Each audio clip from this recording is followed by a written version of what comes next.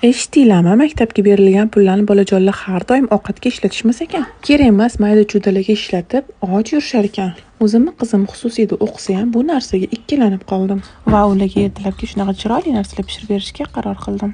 Ham tez, ham oson, choyingiz qaynaguncha pishadi. Non orasini videoda ko'rsatilgandek qilib kesib, orasiga ketchup mayonezni suramiz, ustidan qolib ketgan achuchugimizni sovordim, sosiska, sir solamiz. Sizlar cho'ziladigan sir solsanglar, undan ham chiroyli chiqadi.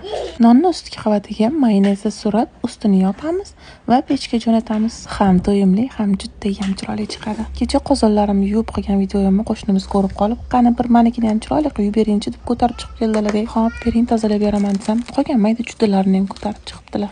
Na iloj, akvamarin qani kuchingni ko'rsatdi demdi. Tog'oraga soldim, akvamarinni soldim, ustidan esa qaynoq suv solib, reaksiyaga jo'natib yubordim. Naqd 1 soat yuvigandan keyin u yoq bu yog'ini silab siypaladim. Qanaqa toza bo'lganini videoning oxirida ko'rishingiz mumkin. Agar sizlarga tozalash ishlarim yoqsa, plus qoldirib keting. Bu orada taomimiz tayyor bo'ldi.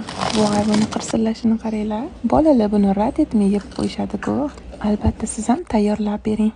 Xo'sh, endi natijaga o'tamiz. Siz ham mani uyimga malikam tozalab bering deb olib kelib qolmang yana. Akvamarindan sotib oling.